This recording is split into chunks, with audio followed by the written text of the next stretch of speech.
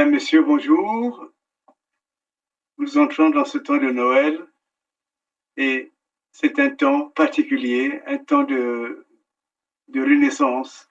Et c'est pour cela que je vous invite à entrer dans l'esprit de Noël. Et cet esprit de Noël, c'est l'esprit des pierres vivantes. Parce que si vous êtes en vie, si vous êtes une pierre vivante, comme moi, comme beaucoup d'autres, c'est parce que l'Esprit de Dieu vous a visité. Et, et c'est pour cela que aujourd'hui, je vais vous inviter à lire le texte annonciateur de Noël. C'est dans Ésaïe 9, verset 5. Car un enfant nous est né, un fils nous est donné, et la domination reposera sur son épaule.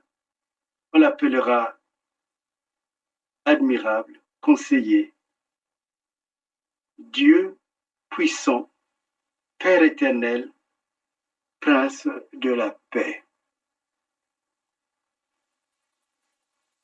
Et cet enfant qui était annoncé, c'est Jésus.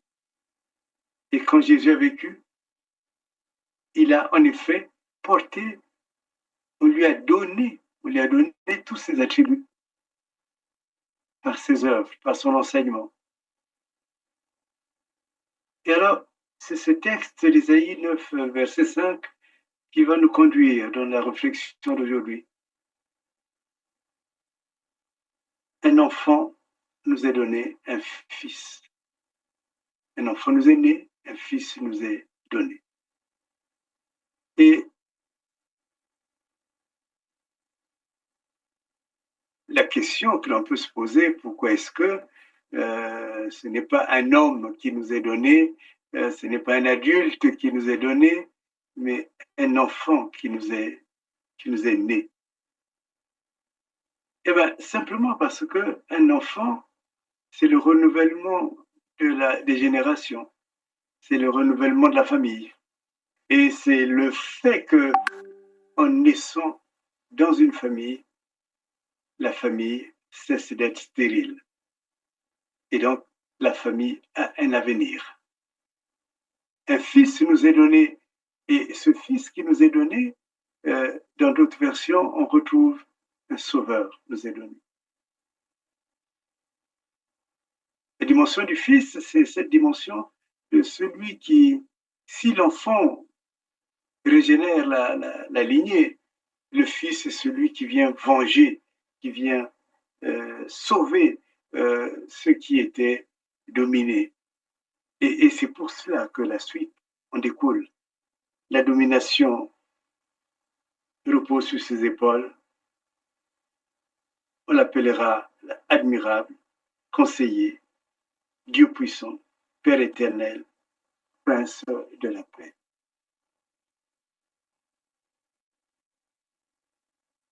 Mes amis, vous qui suivez ces échanges que nous avons ensemble, vous savez bien que Dieu avait un projet et a un projet encore pour nous. Et ce projet, c'est le projet de la paix. Et ce n'est pas le projet des malheurs.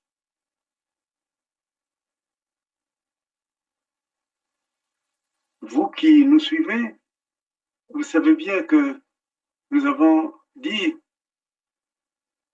au lieu de l'espérance qui était promise dans ce verset même de Jérémie,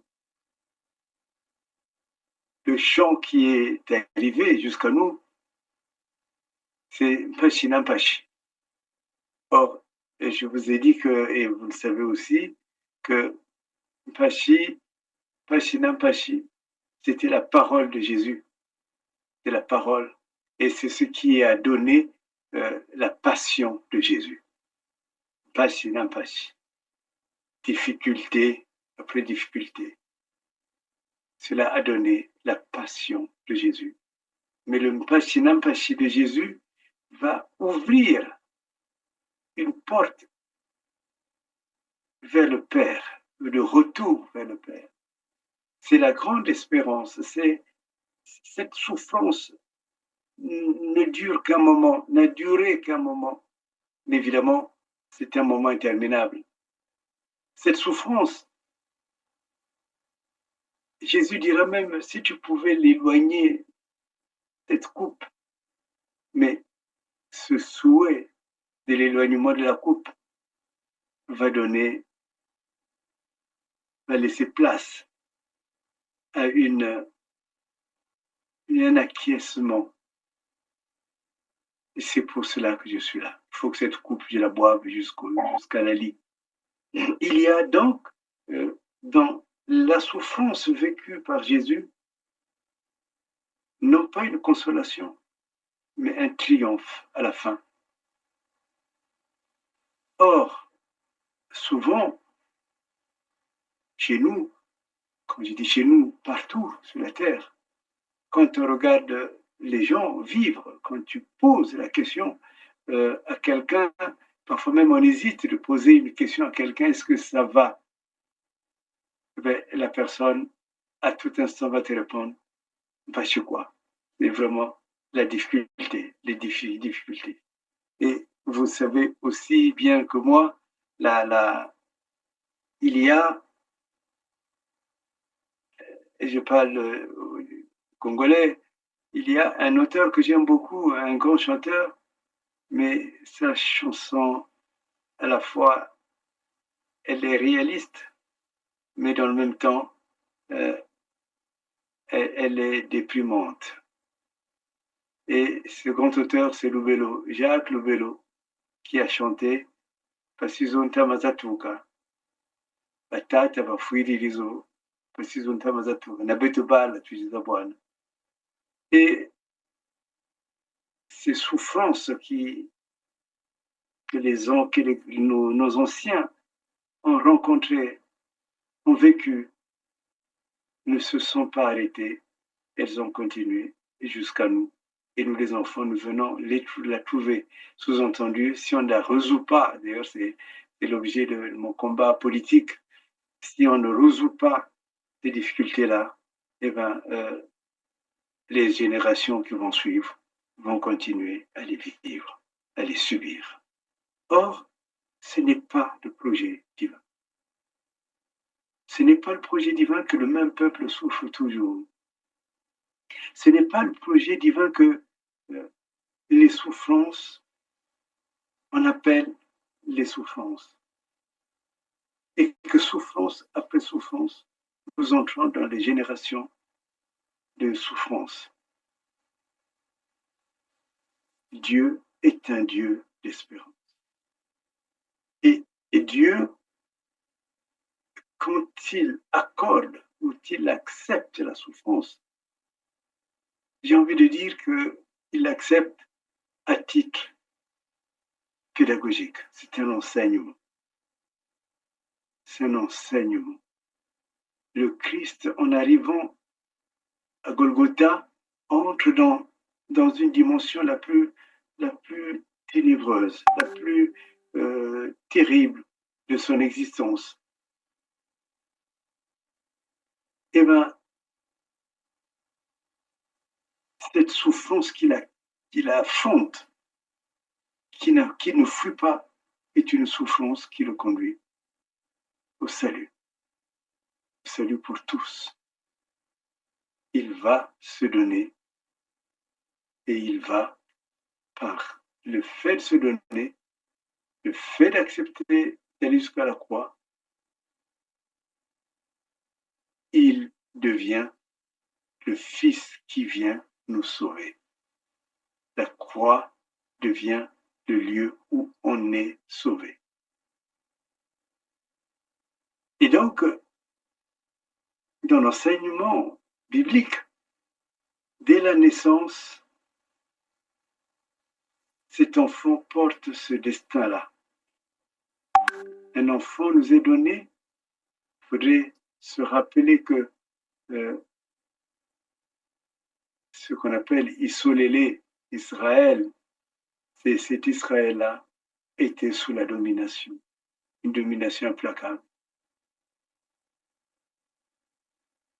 Et cela appartiennent depuis longtemps, depuis des générations passées, qui ont vécu l'esclavage. Ils ont persévéré. Et ceux qui nous ont précédés sont entrés dans ce qu'on appelle la terre promise. Donc là, Ésaïe 9,5 qui vient nous annoncer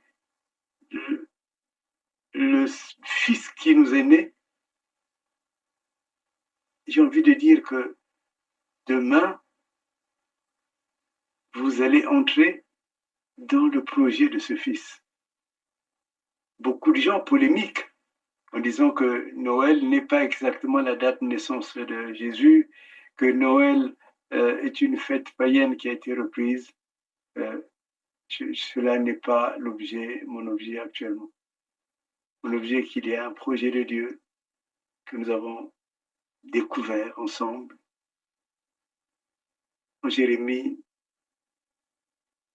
Et ce projet, c'est le bonheur, c'est l'espérance.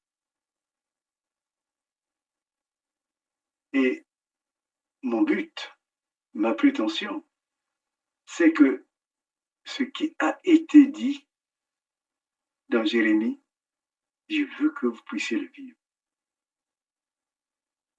Que l'enfant qui est né vient arrêter ce projet d'une Passinampache.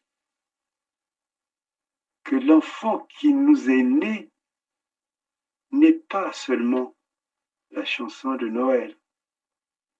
Ce n'est pas seulement une éducation,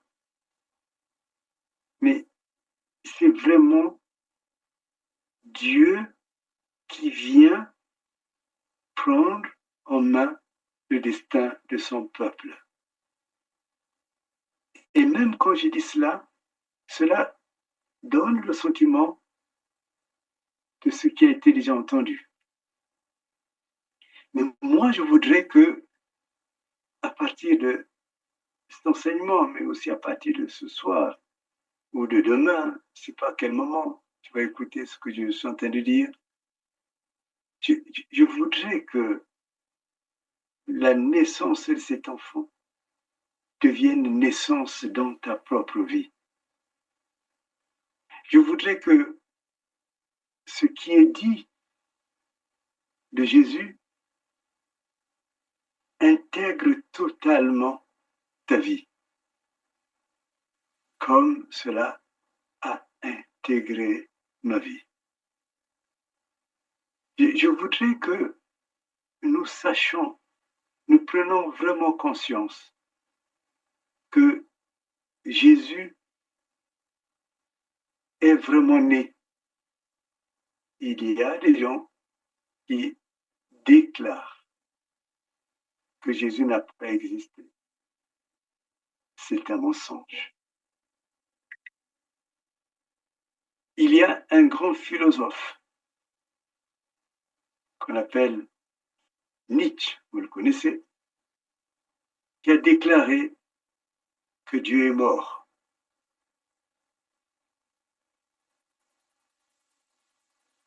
Moi, je déclare que non seulement Dieu existe, mais il est vivant. Parce que dans ma propre vie, je l'ai vu et je le vis. Parce que dans ma propre vie, je lui ai laissé toute la place et il fait vraiment des miracles. Et au fond, plus que des miracles, le miracle est devenu une vie pour moi. Là où tout le monde a pensé même que j'étais mort, la grâce de Dieu a fait que je suis vivant et plus que vivant. Ce que je dis aujourd'hui, ce que j'ai dit hier et ce que je dirai certainement demain, parmi les pierres vivantes que vous êtes, rien n'est de l'invention, rien n'est de la spéculation. C'est vraiment ma propre vie avec Dieu. Et ce point est très important. C'est ce qui fait que demain, je resterai là où je suis actuellement, y compris toute la veillée. Je resterai pour adorer Dieu, pour être dans la confidence avec mon Dieu. Parce que Noël, pour moi, c'est le renouveau de toutes choses. Que là où il y avait de la désespérance, maintenant, j'entre dans l'espérance. Un enfant nous est né. Et je prends au sérieux cette naissance de l'enfant Jésus.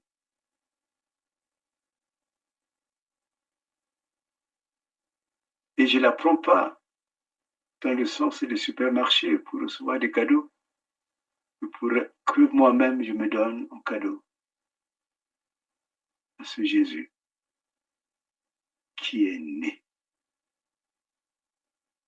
Jésus est né et il est devenu le Fils qui nous sauve. Alors, de quoi vais-je être sauvé?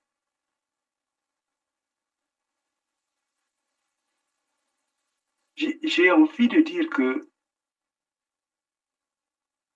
quand nous sortons de notre vie, quand la tentation, quand les douleurs, quand les souffrances ont dans ma vie, quand le doute peut s'installer, pouvait s'installer, la tendance humaine, c'est de s'éloigner de Dieu. Or, je vous l'ai dit, rappelez-vous que lorsque tu t'éloignes de Dieu, Dieu te rejette. Parce que Dieu te veut son enfant. Et beaucoup de gens, avant-hier, je suivais une vidéo qu'on m'avait envoyée, des gens qui cherchent la porte pour aller ailleurs, qui auraient des portes par lesquelles on entre et pour entrer dans un autre monde. Je n'ai pas besoin de tout cela. Ma porte à moi, c'est Jésus-Christ. Ma porte à moi, c'est Jésus-Christ. Il a dit, je suis la porte de la bergerie.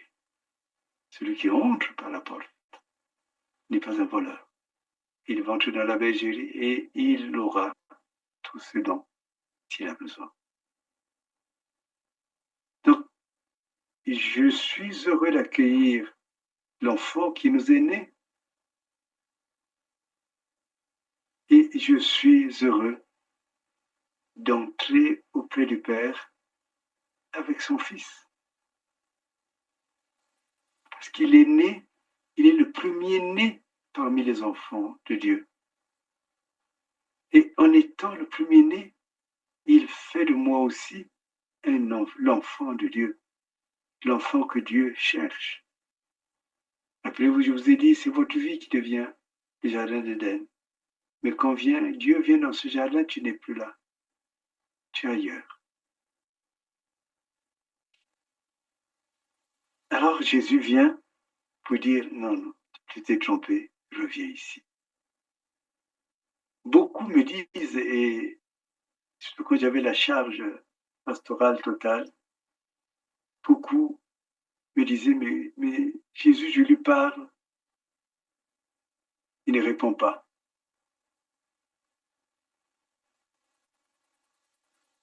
Dieu, je lui parle, il ne m'entend pas. Et souvent la question qui me venait, est-ce que toi tu entends Dieu quand il te parle? Est-ce que tu sais prendre du temps devant Dieu, dans le silence, dans le secret? Combien de temps restes-tu devant Dieu? Est-ce que les événements comme Noël ou les jours comme Noël, tu ne les reçois que comme un événement traditionnel, une tradition?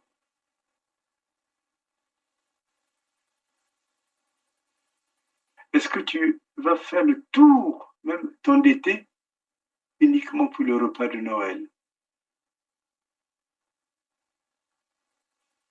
mais sans que l'événement qui est fêté à Noël ne vienne dans ta vie? Mon ami, si tel est le cas, tu es loin de Dieu. Alors tu devais être loin de Dieu. L apostrophe O-I-N-T, loin de Dieu. Tu es dans le monde. Tu vas t'endetter, tu vas organiser des fêtes, mais à la fin tu seras pauvre.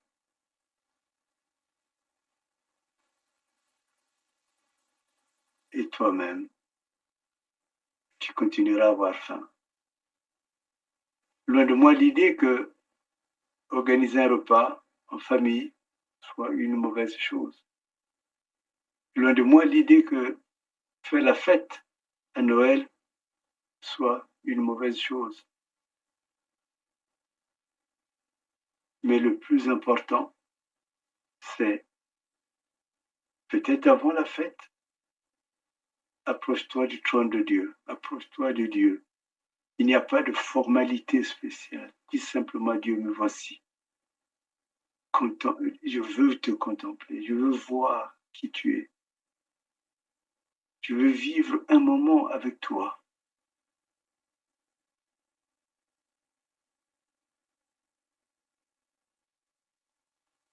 Il m'arrive dans la nuit d'être éveillé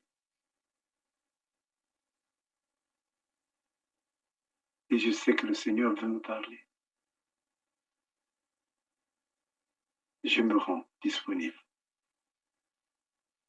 Je me rends disponible pour prier, pour louer Dieu, pour chanter Dieu. Et je vais d'abord te faire une confidence que tout à l'heure je l'ai faite à ma fille.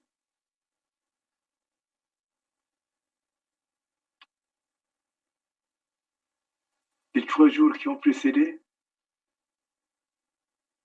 j'étais dans des combats. Et toute la nuit, Dieu, oui, m'a chanté, m'a mis dans mon esprit un chant je pense qu'elle est nigériane, qui s'appelle Only You, Jesus.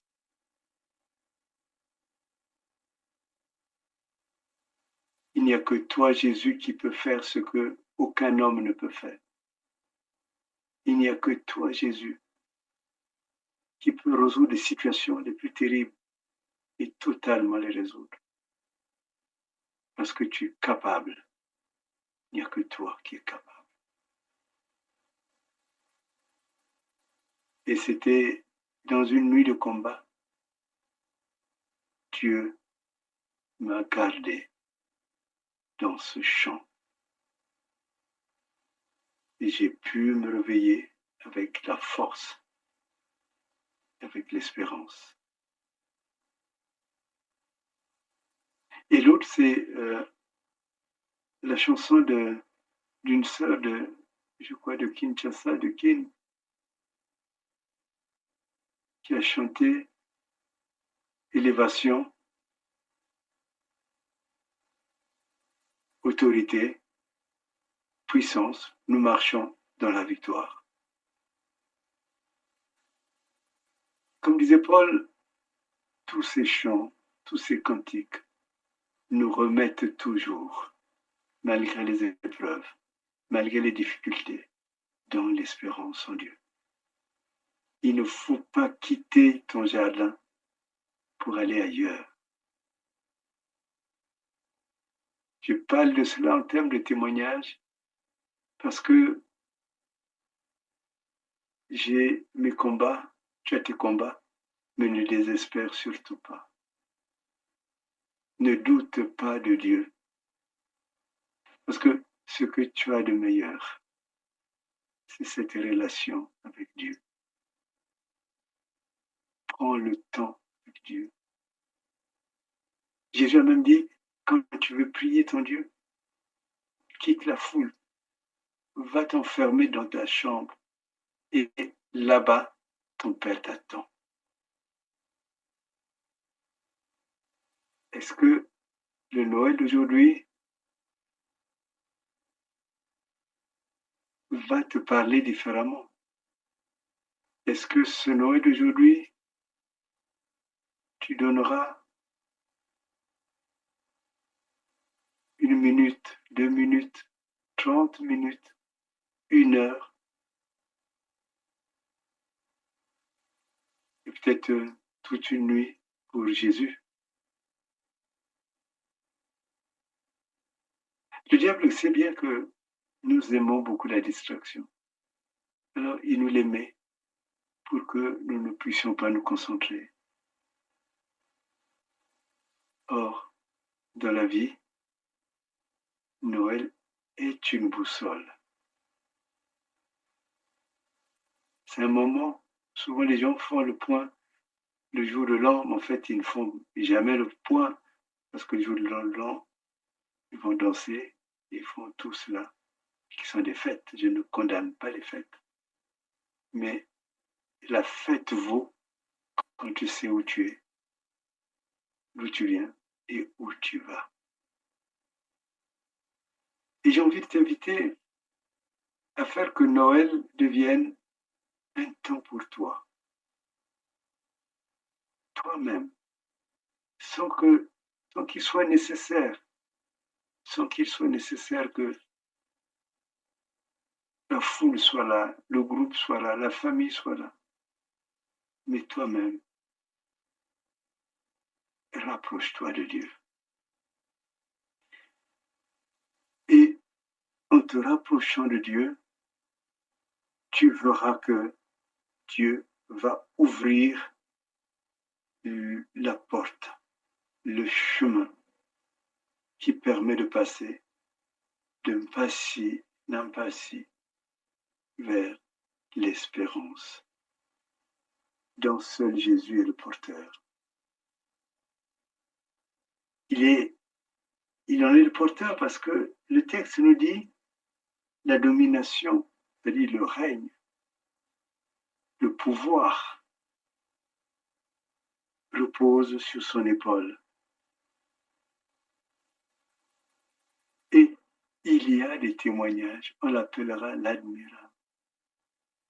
Quand tu écoutes les cantiques, les témoignages, les vrais témoignages, les gens sont étonnés de voir comment leur vie a changé. Vraiment, Jésus change la vie, change le destin.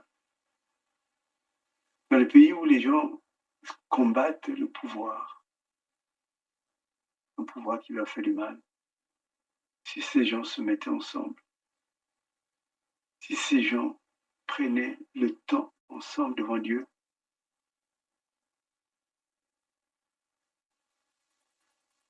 la domination que le diable a prise sur eux, sur le peuple, se fracasserait. Et la domination qui est sur les épaules de Jésus, cet enfant, ce fils qui vient nous sauver, allait remplacer cette domination diabolique. Alors, toi aussi, ce peuple aussi, appellerait Jésus l'admirable, le conseiller, le Dieu puissant, et l'appellerait aussi le Dieu éternel et le prince de paix.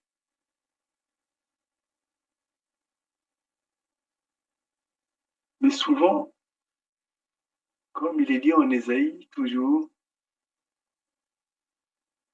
quand Dieu dit, c'est dans le calme et le silence que sera votre force. Nous, on n'aime pas le calme et on n'aime pas le silence. Alors, tu sais que tu ne peux entrer en toi-même que si tu as le calme et le silence. Cela, qui que tu sois, quel que soit ce que tu traverses, la solution n'est pas dehors. La solution est à l'intérieur de toi, où ton Dieu t'attend. Noël, c'est donc le moment où tu es invité à rejoindre ton Dieu à l'intérieur de toi. Noël, c'est la période où tu quittes ce que le monde t'a donné. Et souvent, quand tu poses des questions dans le monde, ce qui est étonnant d'ailleurs, si est-ce que ça va? Non, ça va pas. Et si tu dis encore, qu'est-ce qui va pas? Ah, mais t'as vu, j'ai pas eu mon salaire. T'as vu, j'ai pas ceci. C'est-à-dire que c'est l'argent qui fait qu'on a la vie. Et quand tu regardes ceux justement qui ont l'enfant, qui ont l'argent, tu te rends compte qu'ils ne vivent que pour l'argent. Tout leur projet, c'est toujours quand j'aurai l'argent.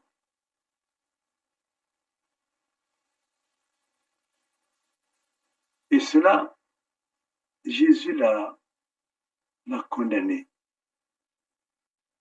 C'est ce qu'on appelle servir maman. Ça ne signifie pas que l'argent soit mauvais. Cela ne signifie pas du tout qu'il ne faut pas avoir l'argent. Cela ne signifie pas non plus qu'il faille être pauvre. Non. Au contraire, il faut être riche.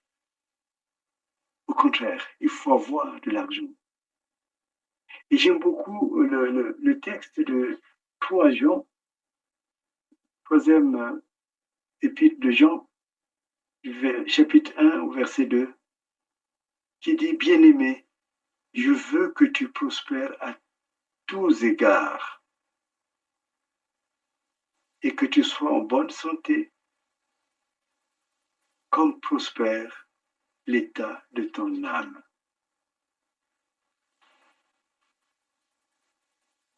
Quand ton âme prospère, quand tu entres dans une relation avec Dieu, Dieu te fait prospérer.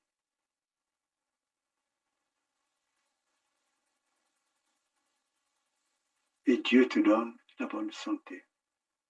Comme quoi la prospérité, ce n'est pas seulement avoir de l'argent, mais c'est aussi avoir la bonne santé. Mais c'est aussi voir son âme qui prospère. Je veux que tu prospères comme prospère ton âme. En fait,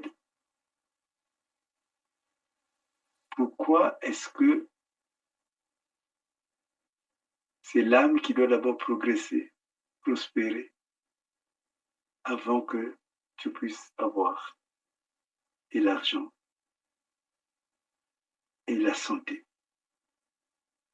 C'est parce que quand tu travailles avec Dieu, c'est ce que j'ai tiré de mon expérience. Dieu te met d'abord à son œuvre. Et quand tu es à son œuvre, il te donne des projets qui vont satisfaire l'œuvre de Dieu. Et après, parfois ça dure longtemps, quand tu as mûri dans le rapport à l'argent, il te donne l'argent pour que tu réalises les projets que Dieu t'avait donnés en avance.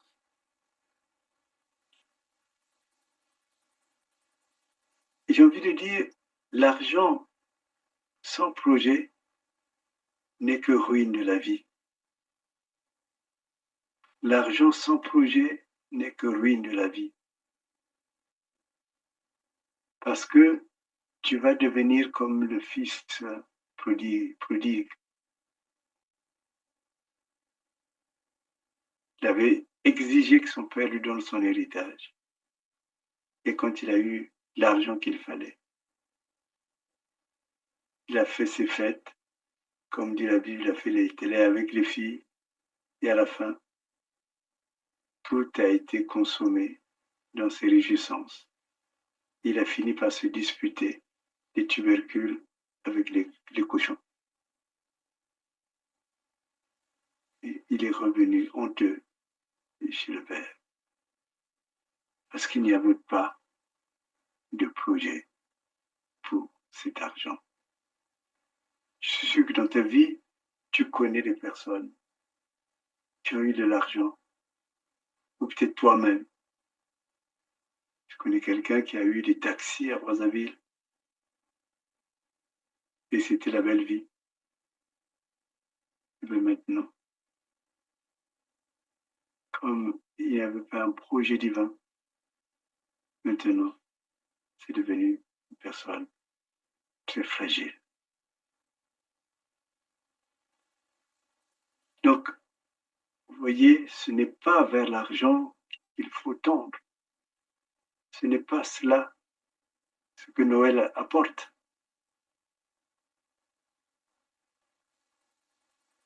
Mais Noël apporte l'espérance. Noël apporte l'ouverture du royaume. Cet enfant qui nous est né, c'est lui qui ouvre le royaume pour chacun de nous. Et c'est pour cela qu'il y a un secret que j'ai découvert. Si tu veux avoir des moyens, si tu veux avoir de l'argent, ne cours pas vers l'argent parce que tu vas mourir. Mais va chercher d'abord le royaume de Dieu. Je ne sais pas si vous connaissez ce verset de Matthieu 6. Cherche d'abord le royaume de Dieu et sa justice. Et tout le reste te sera donné en plus. Donc, vous voyez, l'âme qui prospère, comme ton âme prospère, alors l'évangéliste vient souhaiter que tu prospères de la même manière.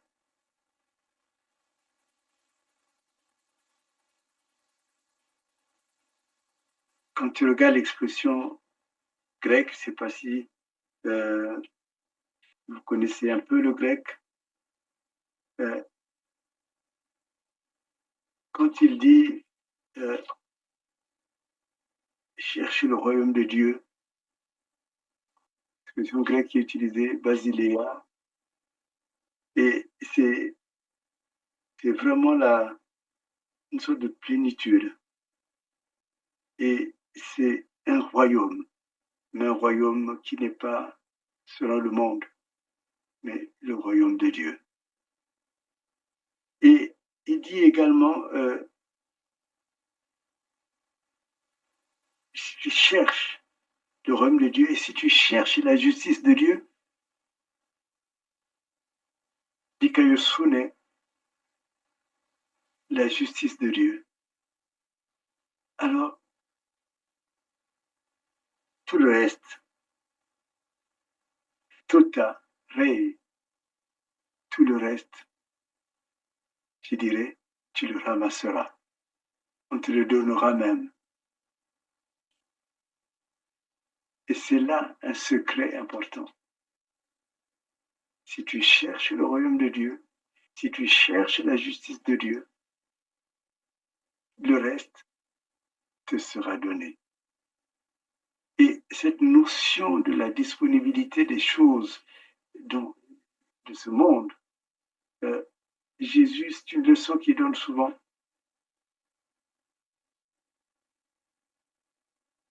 Il dit d'ailleurs, celui qui a tout, tout donné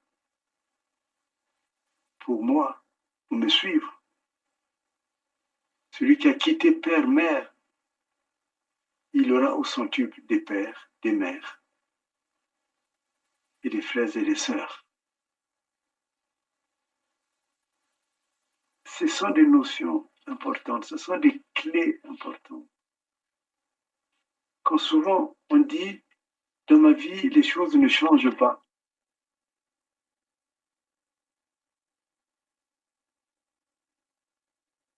Que dans ma vie, il me passe impasse. Non.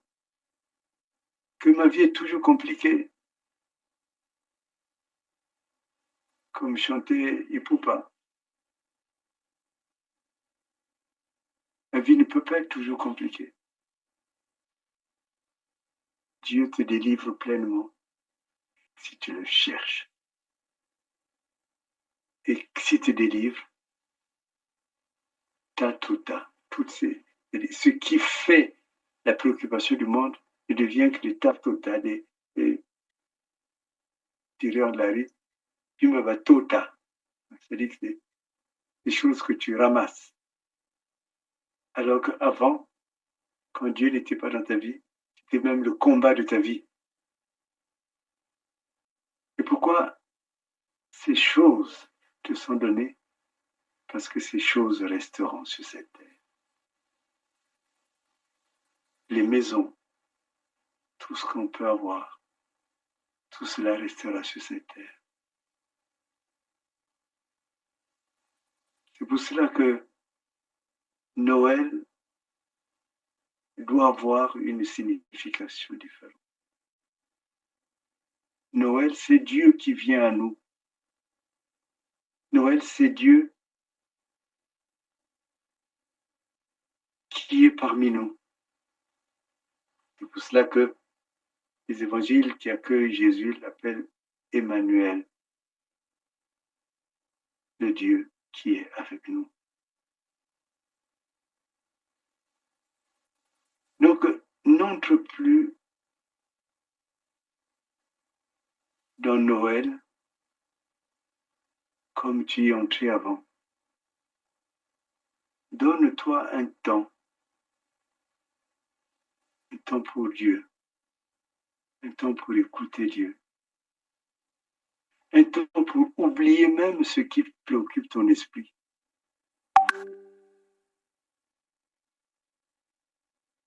Un temps pour oublier tes batailles.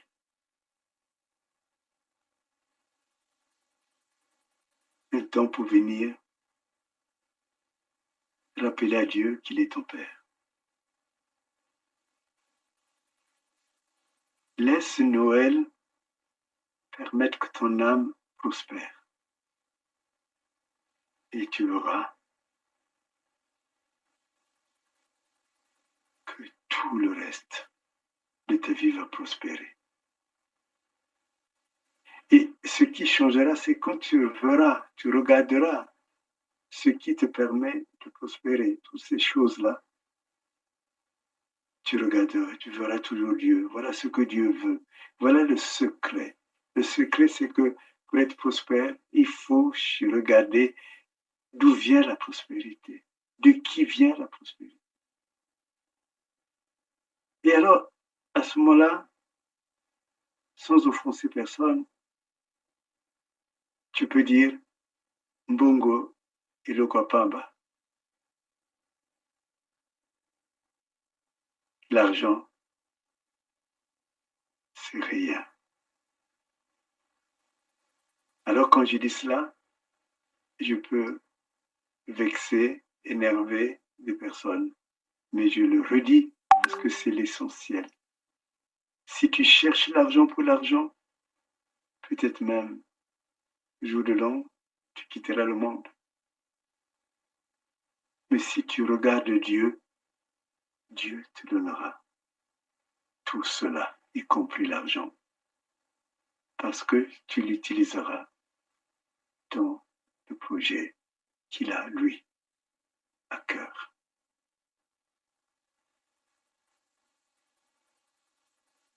je ne te dis pas joyeux Noël. Parce que je te dis, belle rencontre avec Emmanuel, avec Jésus, qui est né enfant, mais qui est aussi le Fils qui te manquait pour revenir au Père. Que Dieu te bénisse.